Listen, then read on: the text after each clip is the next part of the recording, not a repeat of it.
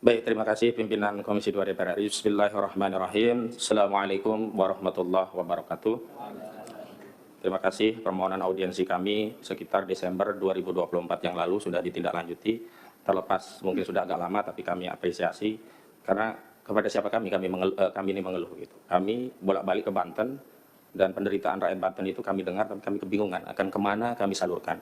Harapan kami dengan ada RDP ini, apa yang menjadi substansi persoalan yang dihadapi rakyat bisa seimbang setidaknya dari versi rakyat yang kami advokasi, tidak melulu dari sisi kementerian dan lembaga bahkan Mabes Polri. Karena terus terang apa yang hari ini diupdate kepada publik yang menurut pimpinan tadi disyukuri, bagi kami ya belum bisa kami apresiasi karena fakta di lapangan itu masih sangat jauh dari kenyataan apa yang saat ini diupdate, dan bahkan dugaan kami ada upaya lokalisir dan juga menumbalkan pihak-pihak tertentu sehingga pihak yang lainnya yang semestinya lebih bertanggung jawab terhadap persoalan ini harus diseret di dalam proses hukum tapi tidak diproses begitu. Baik, yang pertama saya ingin perkenalkan diri, saya Ahmad Wazinuddin, saya ketua dari tim advokasi melawan oligarki rakus perampas tanah rakyat. Hadir bersama kami ada sejumlah advokat, ada Bang Medi Juniarto, ada Bang Azamkan, ada Bang Juju Purwantoro, ada Bu Susi dan yang lainnya. Juga prinsipal kami juga ikut hadir karena pentingnya agenda ini. Alhamdulillah dalam waktu singkat pun sudah banyak hadir. Ada Bu Menu Wulandari, beliau ketua Aliansi Rakyat Menggugat dengan sejumlah timnya. Ada juga Bang Edi Mulyadi, wartawan senior yang juga menjadi salah satu prinsipal. Dan sebenarnya ada sejumlah purnawirawan TNI, tapi mohon izin tidak bisa hadir karena ketuanya Kolonel Purnawirawan Sugeng Waras sedang sakit. Kita doakan mudah-mudahan beliau cepat pulih begitu. Selanjutnya dari sisi substansi kami ingin sampaikan beberapa hal. Yang pertama soal kedaulatan tanah rakyat baik di laut maupun di darat. Saya menginisiatif bahwa tugas fungsi DPR RI salah satunya adalah proses pembentukan undang-undang. Dan dalam pembentukan norma undang-undang itu dua hal pasti menjadi perhatian. Yang pertama, dipastikan norma itu tidak bertentangan dengan undang-undang dasar karena nanti rawan diuji di MK. Yang kedua, undang-undang itu memang dibutuhkan oleh masyarakat. Tapi ada satu hal yang ini penting menjadi penjagaan kita bersama. Undang-undang nanti akan diterjemahkan seperti apa oleh pemerintah, PP-nya akan seperti apa. Dan ini kami temui, masalah pagar laut ini bukan ansih soal pagar laut dan ada sertifikat laut. Tapi di sana terkandung motif untuk melakukan proses reklamasi dan rekonstruksi wilayah laut dengan dalih itu adalah tanah musnah yang sudah dipersiapkan belitnya peraturannya di PP nomor 18 tahun 2021. Di pasal 66 itu tegas diatur bahwa tanah musnah ini yang punya hak atas tanah musnah memperoleh dua hal di pasal 66 PP 18 2001. Yang pertama adalah hak untuk reklamasi atau rekonstruksi, yang kedua bahkan punya hak untuk mendapatkan uang kerohiman. Artinya bukan hanya wilayah laut yang akan dirampas oleh oligarki jahat ini, tetapi juga APBN atau APBD akan diambil juga untuk mendapatkan kompensasi uang kerohiman dari sertifikat mereka yang mereka dalihkan dulunya, mungkin zaman jahiliyah, zaman Firaun mungkin, itu diklaim sebagai tanah daratan yang kemudian menjadi tanah musnah. Maksud saya begini, Undang-Undang Cipta Kerja, Undang-Undang nomor 6 tahun 2003, mulai mengatur apa itu disebut dengan tanah musnah. Sebelumnya di belit pertanahan, akarnya kan Undang-Undang Pokok Agraria 560, itu tidak pernah diatur apa yang dimaksud dengan tanah musnah. Di Undang-Undang Cipta Kerja mulai disusupkan istilah tanah musnah di pasal 49. Di PP 18 2001 lebih ditegaskan lagi. Di definisinya ada di angka 1 nomor 33, dan bahkan di pasal 66 PP 18 2001 itulah yang menjadi dasar legitimasi bagi pihak-pihak yang ingin membangun industri properti di wilayah laut bisa memperoleh hak, tapi bukan reklamasi seperti di pantai utara Jakarta. Mereka melakukan reklamasi dan rekonstruksi dengan dalih mereka punya sertifikat hak, apakah itu SHGB atau SHM, yang didalihkan sebelumnya ini adalah tanah daratan yang terkena abrasi, dianggap tanah musnah. Clear ini yang sedang terjadi, upaya tidak merampas wilayah tanah laut kita, berdalih PP 18 2001 dari pintu pasal 66. Maka mulai bekerja mereka menyiapkan alas haknya. Kepala Desa Kohot ini punya tugas untuk menyiapkan narasi. Dulu ada girik-girik tahun 80-an, 81, 82 yang seolah-olah ada di wilayah laut, yang kemudian melibatkan kantor jasa surveyor berlisensi yang dia juga tekan seolah-olah wilayah itu ada di wilayah daratan, maka diterbitkan oleh BPN ini. Jadi mafianya itu melibatkan BPN juga. Karena produk itu tidak mungkin terbit kalau BPN melakukan tindakan yang benar-benar sesuai aturan. Contoh, tidak mungkin ada pengukuran sertifikat di laut kemudian diloloskan sertifikatnya. Terakhir, 263 SHGB. Itu sudah diakui punya salah satu properti yang kita ketahui dia rajanya reklamasi. Agung Sedayu Group, proyeknya apa? Pantai Indah Kapuk 2. Motifnya apa? Itu nanti akan direklamasi atau direkonstruksi. Menggunakan apa? Pasal 66 PP 18 tahun 2001. Siapa yang membiayai? Tentu yang punya kepentingan terhadap reklamasi, dialah yang membiayai. Gak mungkin Arsin. Duit dari mana Arsin membiayai? Lalu kita dibikin bodoh oleh Menteri KKP. Saya nggak ada di sini gitu. Seolah-olah semua itu diakui oleh Arsin dan siap bayar denda 48 juta rupiah. Ini juga statement yang tidak berdasar. Karena sebelumnya katanya denda per kilometer 18 juta. Ini ada 30,31 kilometer. Kok bisa ketemu 48 miliar dari mana? Kok ada pernyataan katanya Arsin siap membayar dari mana? Belakangan kuasa hukum Arsin membantah. Ini menteri berani berbohong di forum resmi DPR RI. Lalu kalau motifnya itu nyambung bagi rakyat, dan rakyat sudah tahu, Pak. Kalau Bapak kunjungan ke Pulau Cangkir, saya kan yang pertama kali dengan kawan-kawan memviralkan pagar laut di Pulau Cangkir itu. Juga kemudian nelayan Khalid dan yang lainnya, rame kita bareng-bareng. Baru terungkap rencana penjajahan tanah laut kita ini. Itu di wilayah laut. Dan mohon maaf, itu tadi bisa jadi karena pertimbangan DPR ketika membuat peraturan hanya berkutat kepada apakah ini dibutuhkan masyarakat, yang kedua apakah bertentangan atau tidak dengan undang-undang dasar, tapi tidak berpikir nanti akan diterjemahkan seperti apa oleh eksekutif. PP-nya nanti seperti apa? Ternyata PP itu merinci dengan sesuatu yang tidak pernah diatur dalam undang-undang. Nggak ada hak reklamasi yang diatur dalam undang-undangnya, tiba-tiba dimunculkan dalam PP-nya. Jahat sekali, ini oligarki sudah masuk ke relung-relung bernegara kita. Saya bicara atas nama negara, bukan hanya rakyat hari ini. Kalau hari ini kita diam, nggak tahu kita punya kedaulatan wilayah apa lagi. Itu untuk di wilayah laut. Sekarang di wilayah darat. Mumpung ada BPN dari Kabupaten Tangerang juga di tingkat provinsi. Kami menemukan data, dan ini dari situs Bumi ATR, data yang kami olah. Ada 3 orang nama, Engcun atau Gojali, kemudian Freddy dan Henry, punya tanah 9 juta hektar. 9 juta meter persegi, atau 9.000 hektar. 900 hektar, mohon maaf, salah. Ya, 9 juta meter atau 900 hektar. Ini nggak mungkin bisa diloloskan kalau nggak terlibat pejabat bermain di dalamnya. Dan tanah-tanah inilah ya modus merampas tanah rakyat itu ya. Mereka main dengan BPN, terbitkan sertifikat ini diklaim oleh oligarki melalui sejumlah nama Alibaba yang dipakai ini, kemudian diterapkan kepada tanah rakyat. Tanah rakyat nanti dinego, mau jual murah nggak? Kalau nggak mau jual murah, bertarung di pengadilan, kalahlah di pengadilan. Semua ini sudah dikuasai. Apalagi rakyat yang tadinya belum punya sertifikat.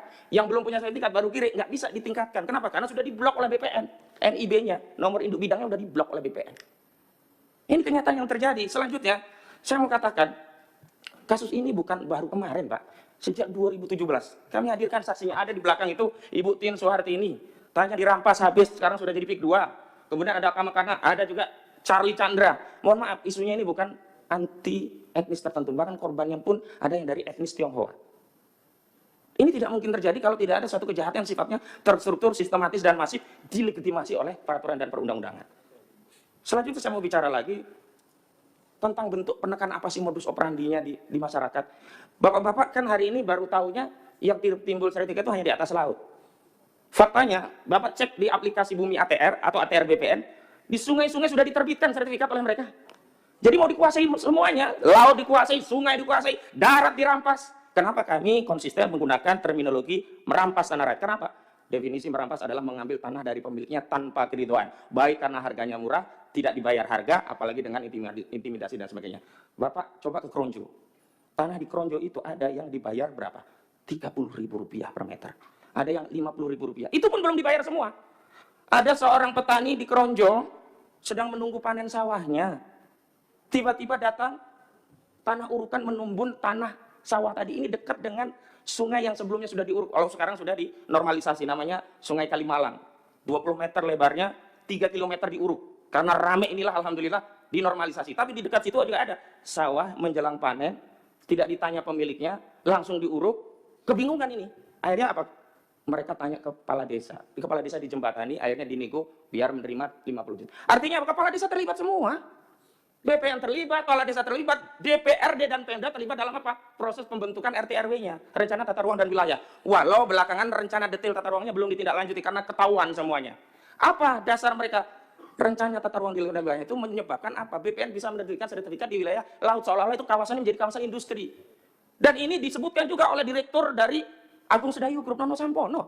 Dan dia berdalih, oh itu kan dulu tanah terkena abrasi. Bohong nih Pak, nggak ada tanah abrasi di Tangerang. Kalau mau saya kasih garis besarnya, tanah abrasi itu mungkin terjadi di pantai selatan, karena angin kita arahnya ke Australia. Kalau pantai utara, bukan abrasi, malah terjadi sedimentasi, karena ada material dari laut yang dibawa ke daratan. Makanya Wahyu Sakti Tenggono udah bilang, motif pagar laut itu adalah untuk mengumpulkan sedimentasi. Pertanyaannya, dia sudah tahu itu motifnya. Lalu dari mana dia bisa bicara itu? Kalau terjadi sedimentasi, untuk apa? Untuk kolam penangkaran buaya? Nggak mungkin. Itu tadi, ini dalam rangka untuk membangun kawasan industri properti. Aguan ini sudah pernah gagal di Jakarta, mau dia coba sekarang di wilayah Banten dan semua wilayah lainnya sudah ada. Dan mohon maaf Pak, kalau diperhatikan kenapa ada fenomena sertifikat di atas laut, itu semuanya rata-rata setelah tahun 2021 mereka memanfaatkan PP 18 2021 pasal 66 karena mereka ingin mendapatkan hak untuk melakukan reklamasi atau rekonstruksi berdalih tanah mereka menjadi tanah musnah. Bapak pimpinan yang saya hormati juga anggota dewan yang terhormat, saya ingin fokus juga kepada apa sih peran kita sesuai dengan fungsi yang melekat pada kita, termasuk kewenangan kita. Kalau dari kami Pak, kami sudah sampaikan memang kami menggugat. Ada 9 entitas yang kami gugat. 1 sampai 8 sebagai tergugat, 1 sebagai turut tergugat. Turut tergugatnya adalah Kementerian Keuangan. Untuk apa? Bukan untuk kami gugat untuk membayar negara kepada kami, bukan. Untuk menerima hasil gugatan kami agar dibayar kepada negara karena kerugian dialami oleh seluruh rakyat agar diterima melalui Kementerian Keuangan. Mohon izin saya sampaikan tergugat satunya Aguan atau Sugianto Kusuma, tergugat 2 Antoni Salim, tergugat 3 adalah PT Pantai Indah Kapuk, tergugat 4 adalah PT Mandiri Lestari ya, Mandiri Sukses Makmur Lestari. Kemudian ada tergugat berikutnya ada Jokowi, ada Erlangga Hartarto, ada tadi yang disebutkan dari Abdesi, Surtawijaya dan Mas Kota. Saya menjadi saksi ada pos Abdesi di Kecamatan Kronju dekat tikungan yang di sana ada patung ikan dan udang. Belok kiri sedikit disitulah. Sebelumnya waktu saya dengan kawan-kawan dari LBH Muhammadiyah belum hadir di situ, itu masih terpampang plakatnya. Tapi ketika rekan Gufroni dari LBH Muhammadiyah membuat video di depan kantor Abdesi itu sekarang sudah dihilangkan. Saya bilang kepada saudara Gufroni, laporkan saja itu obstruction of justice, itu menghilangkan barang bukti keterlibatan Abdesi dalam perampasan tanah rakyat. Karena itu agar kita bisa berbagi juga dengan yang lainnya, satu hal yang ingin saya sampaikan juga bahwa PP ini Pak, Januari 2026 akan menihilkan hak rakyat di mana bukti-bukti kepemilikan rakyat tanah adat yang selama ini sudah menjadi pegangan mereka seperti Giri, Kikitir, Kohir dan seterusnya, itu tidak akan diakui. Nanti oligarki ini kalau mau merampas tanah lebih mudah dia, cukup main dengan BPN. Sekarang saja yang PP ini belum berlaku, per Januari masih diakui Giri, masih boleh untuk peningkatan hak untuk menjadi SHM atau SHGB. Itu saja sudah banyak yang dirampas dengan modus menimpakan di overlap. Produk BPN ini di overlap punya rakyat. BPN kemudian ngepro kepada oligarki. Makanya kemarin nggak benar itu Pak. Katanya sudah diberi sanksi tegas. Itu yang diberi sanksi tegas udah pensiun.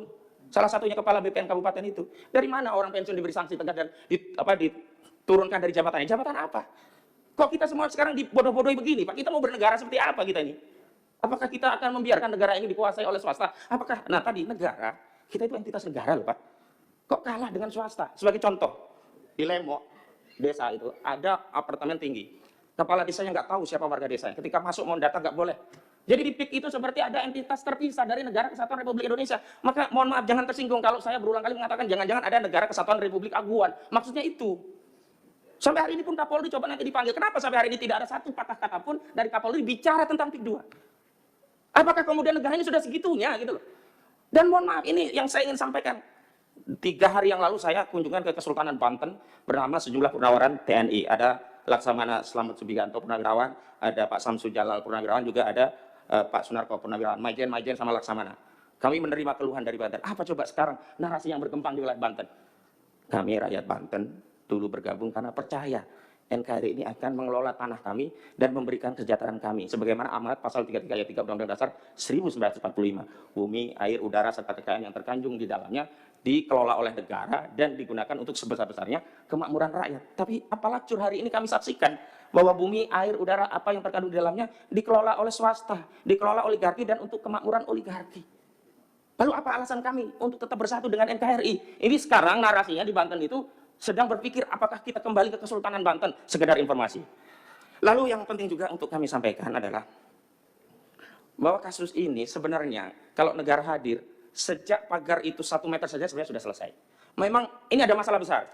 Tapi bukan berarti sebagai bangsa yang besar kita tidak bisa menyelesaikan persoalan ini. Caranya dengan apa? Jujur. Tadi yang disebut, yang jadi tropical coastline itu Bapak-Bapak, mohon maaf saya kasih tahu. Ini tanah hak negara, mau dirampok oleh Jokowi dikasih kepada Aguan. Kenapa? Dari 1.755 hektar proyek PIK 2 yang disebut dengan tropical coastline, 1.500-nya itu kawasan hutan lindung yang kewenangannya ada pada negara. Mau dikasih kepada PIK 2, dikasih ke Aguan. Ini korupsi. Penyalahgunaan kewenangan dan perbuatan melawan hukum yang menguntungkan diri orang lain atau korporasi, dalam hal korporasinya Aguan karena dapat tanah, yang merugikan keuangan negara. Ruginya negara apa? Kehilangan kawasan hutan lindung yang itu mewakili kerugian rakyat. Sejelas ini sebenarnya masalahnya. Tapi kenapa yang ditangkap baru Arsim? Kalau mau saya bilang, bukan hanya Arsim, bukannya BPN pun, begini info yang saya dapat. SHGB itu seolah-olah hanya dikeluarkan oleh Kantah. Padahal menurut kewenangannya, kalau dia di bawah 4.000 memang Kantah. Di atas 4.000 sampai 10.000 Kanwil. di atas 10.000 menteri. Kenapa sekarang kemudian yang tahu kita malah menterinya kebakaran itu kantornya? Dan kami sudah dapat info di lapangan itu ada yang luasnya 30 hektar. Berarti kalau RSHGB 30 hektar salah satunya itu mustahil oleh Kantah. Dan saya minta kepala desa dan Kantah semuanya, ayolah kita tobat gitu loh. Tobat nasuha demi anak cucu kita ke depan. Apa yang mau kita wariskan bagi anak cucu kita kalau semua kedaulatan sudah dirampas pada hari ini, padahal kita masih hidup di hari ini dan kita bisa mengambil tindakan di hari ini. Saya ulangi statement saya di ILC beberapa waktu lalu sekaligus penutup penyampaian saya di dalam rapat ini. Bapak-bapak Ibu sekalian yang kami muliakan, hakikatnya kita tidak mewarisi bangsa ini dari para pendahulu kita, daripada pendiri bangsa kita. Tapi sejatinya kita sedang mendapat titipan amanah bangsa ini dari anak cucu kita generasi selanjutnya. Maka sudah menjadi kewajiban tanggung jawab kita agar apa? Negara ini sampai kepada rakyat kita. Jangan sampai negara ini nanti sampai kepada rakyat kita namanya sudah bukan lagi Negara Kesatuan Republik Indonesia.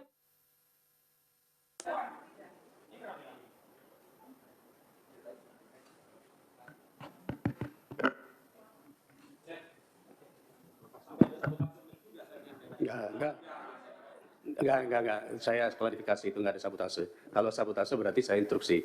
Tapi ini kan enggak, mati sendiri. Oke. Saya memberikan waktu seluas-luasnya, Bapak mau bicara apa saja silakan. Tolong dicek dulu, mungkin ada yang kesenggol kabel-kabelnya. Ini biasanya ada yang kesenggol kabel-kabelnya.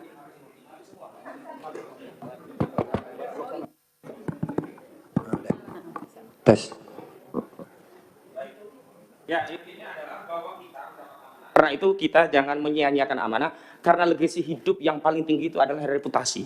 Sekali kita dicap sebagai anak bangsa pengkhianat di Republik ini, maka tidak ada sisa warisan kita yang bisa kita banggakan kepada anak cucu kita. Terlepas kita kaya raya, terlepas kita hebat, tapi kalau kita dicap pengkhianat, selesai. Saya kira itu, dan untuk detailisasi saya mohon izin ada satu dari Banten untuk menyampaikan, biar perspektifnya juga nyambung antara gambaran umum yang kami sampaikan dengan detail masalah yang ada di Banten. Kepada siapa? Oh, Kang Iwan Darmawan ya, kami persilakan.